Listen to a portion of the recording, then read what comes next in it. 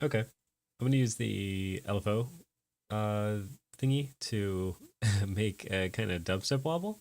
I haven't prepared this, so I'm just gonna see how it works. I am using Cubase now again to control Karma. I have a little 4-bar loop, and then let me actually open up my transport real fast, and then choose fixed, and then I'll have it fixed at 140. Then let me check to make sure that, okay, does not seem to be getting a signal from Cubase, even though it is sending. Oh, because it's not actually playing. All right, so now we're looping just 1 bar at 140. Let's see if this is at 140. Okay, excellent. I just have a program open, not a combi. And what I realized something interesting is that you can actually use 2 Karma modules in a program with this setup. It's not recommended since you would just be sending like a bunch of MIDI data to one performance, but it's fine. I'll go ahead and decouple it from the Kronos just for good practice. And now we're all set. I just have an initialized mod 7 setup.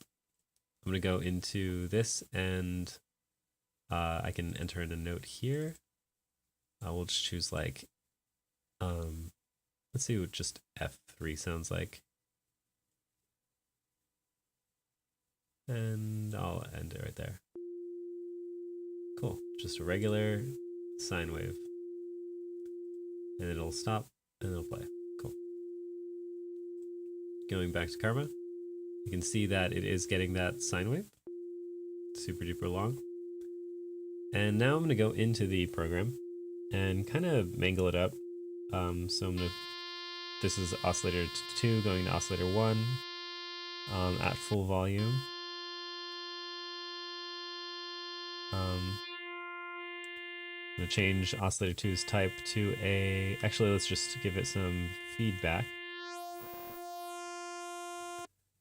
And actually let's take that away and drop it ratio to 0.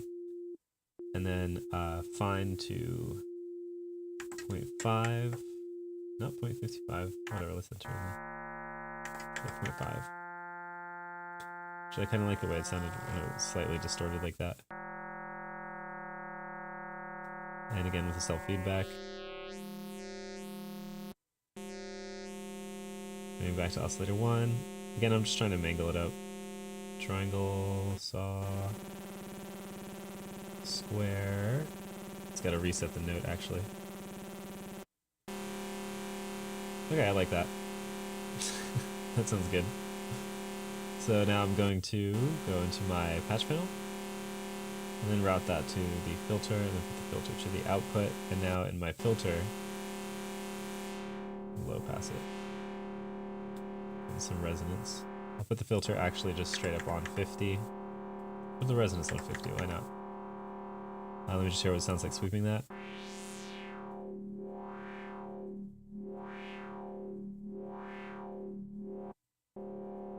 I actually kind of like it at like 43-ish. Cool. So now let's mess with the filter. Actually, let me just see what this sounds like. Drop down 1 octave. I guess I'll just do it in Cubase. It'll just be easier that way. U MIDI modifier minus 12 transpose.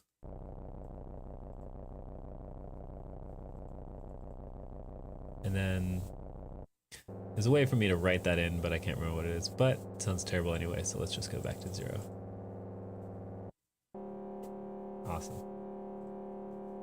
So now I want to choose the GE type of an LFO. Go to my GE setup. I wonder if I can even select. Weird. I can select. No, I can't select. I can only select 1 module performance when it's in this mode.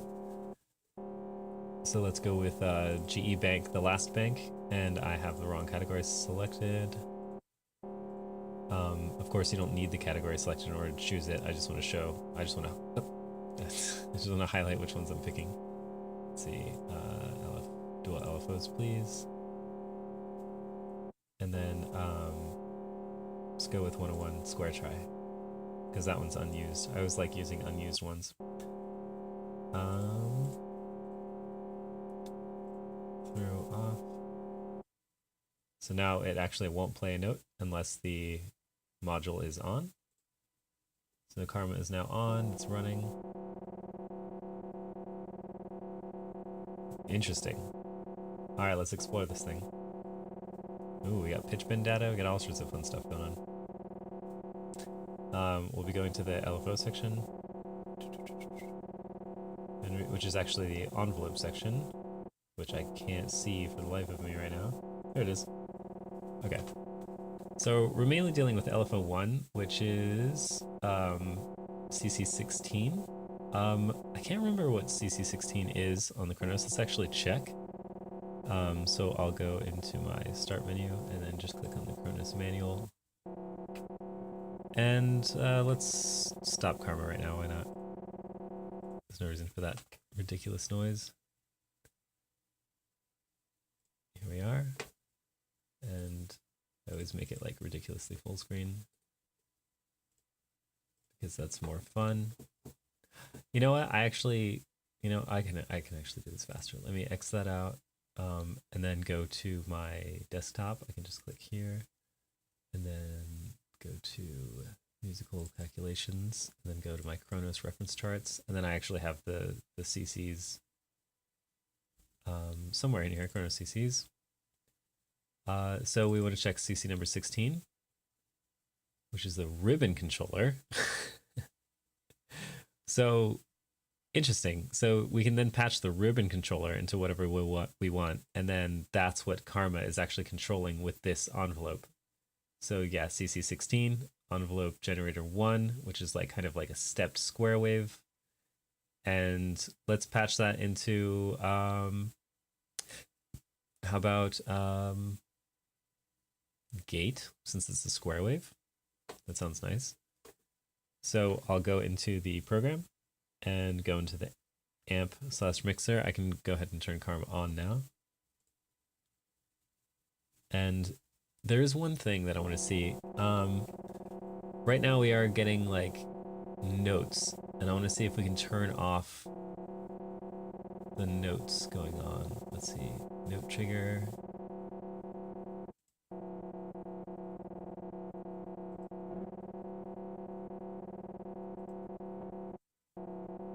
That's the LFO on.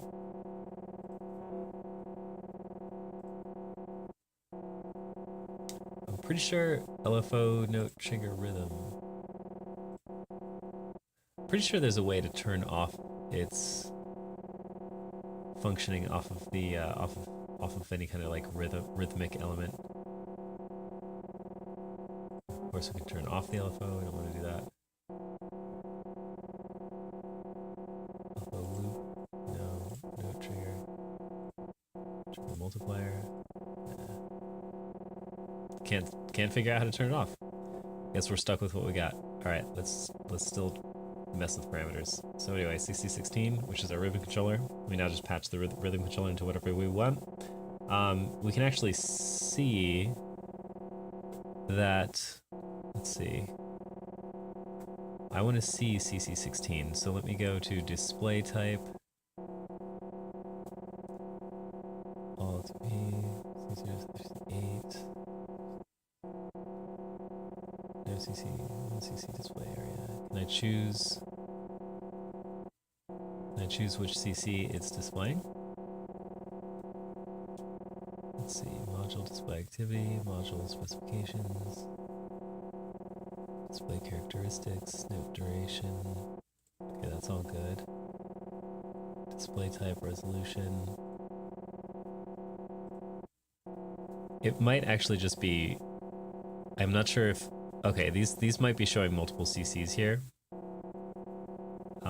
You can see that this is totally following the shape of this envelope, but I'm not really seeing CC16, and it is on, right? LFO2 is on, because if it wasn't, it would disappear. Oh, LFO2 is that one, so it would be LFO1. So we can already hear a difference, because the ribbon is probably patched in pitch bend. So let me go to my comment area. You see if in controllers, vector, basic, no. Okay, let me go to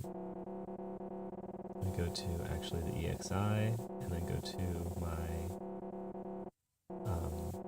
oscillator section, and then oscillator main, and then I have ribbon +2, -2. So let me actually put that +2 to like +12, so you can hear the sound change drastically. And then let's put that on 0. And now let's put the ribbon on the amp. So I have to go to amp modulation. I would like my ribbon controller, wherever it is, buried under all these. Let's see. Which mod? Which velocity aftertouch? Ribbon, CC16. So now we have that going to amp mod. Let's give it negative.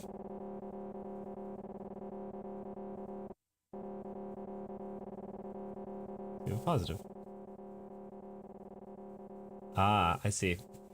So it looks like positive actually makes it go down because this is probably at 0 already. So it is giving it like negative direction. You think of it like that? Let me see if that's accurate. The sustain is at 45.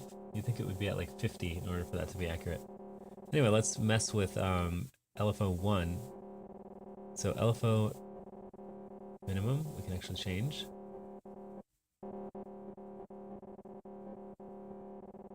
Whoa.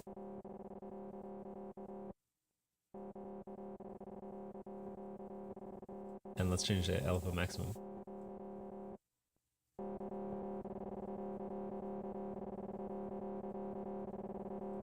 And if we flip those, we'll only get it sporadically.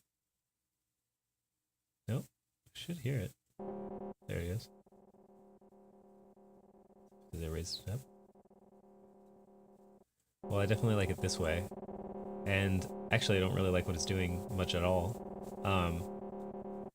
We could, let's put the intensity on 0 for the amp, and then use CC16 to actually modulate our filter. Okay, so filter mod, filter A modulation, I would like to use CC16, which is our ribbon. No intensity mod, I would like the intensity up.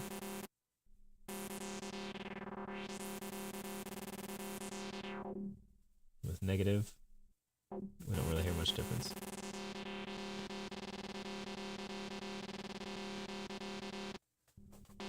We can change the LFO rate.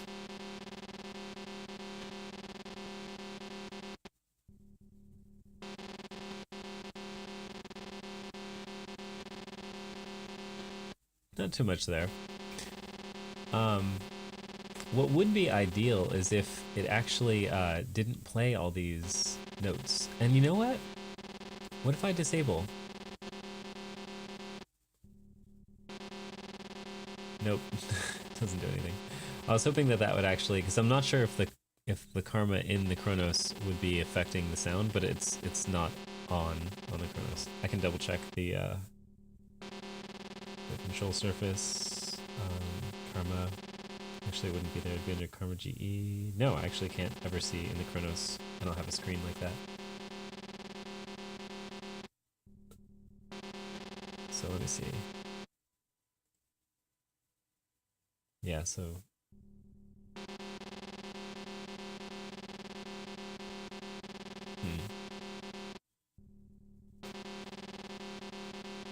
let me see if yeah, it is this karma that's generating that.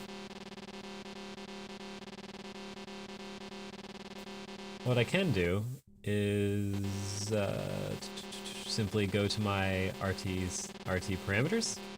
This is actually a good exercise. And then I can go to look at what's in the rhythm section. Envelope, rhythm swing, rhythm template. So that's under switch 8 actually? Oh.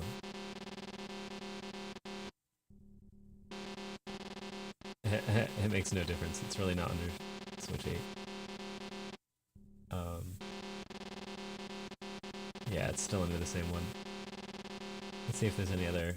There's no rhythm ties, random factor. Let's mess with this. Okay, so we can actually change the value of what's happening in the GE in our RT parameters.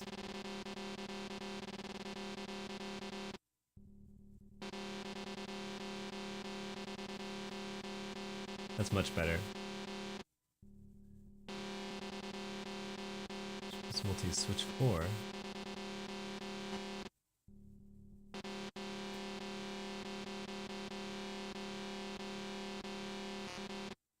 That's much better. Let's go back to our envelope. Now I can change the rate.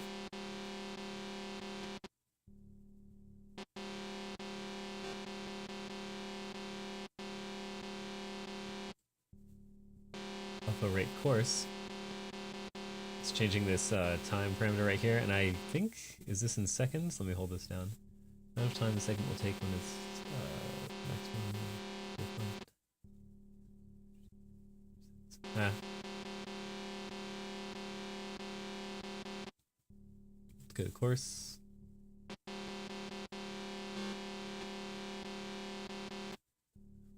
Let me try changing the CC number for this. I'm actually going to disable LFO1 and then just focus on LFO2. So LFO2 is CC79, and let's see if we can find out what CC79 is. CC79. This scales the amount of modulation by the filter envelope generator. This might be interesting. Okay. Minimize that. Minimize this. So if I go to my EXI, and then I go to the, we have the filter mod. Filter A is using envelope generator 8. So envelope generator 8, I want to set it up like a kind of like, we'll just leave it where it's at. So I have decay at 50, attack at 0, sustain at 0. Release doesn't so much matter, but I'll put it at 0 anyway.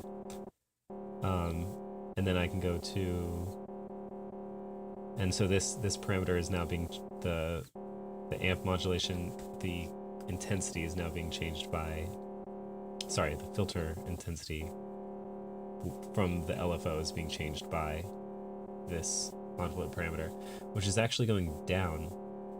So I would have to give this some intensity for it to work.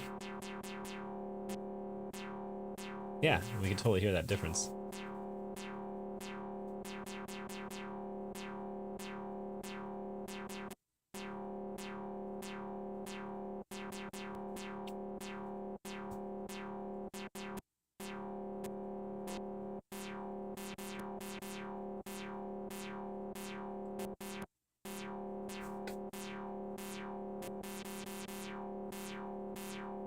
This might actually sound better with faster notes. Let's see.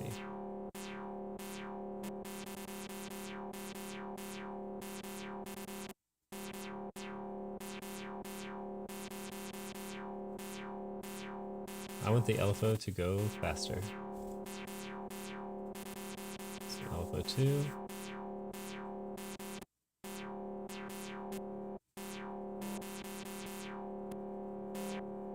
What if I have it really long? Oh, I like that more actually.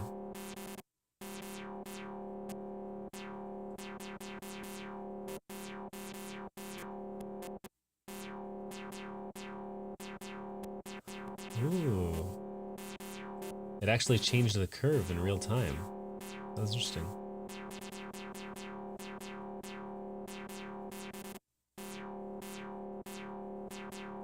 Let me put the velocity. Oh, that was velocity intensity. Let me put that at 0. Let me put the envelope generator intensity all the way up.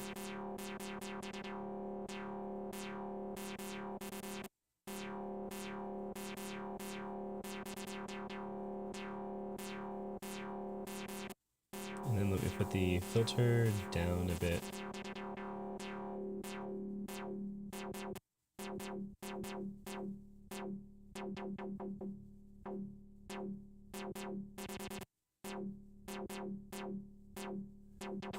So we could have this trigger by note, which is not very useful in this case. I like it off, so it's triggering between the notes. Take the loop off. That seems odd.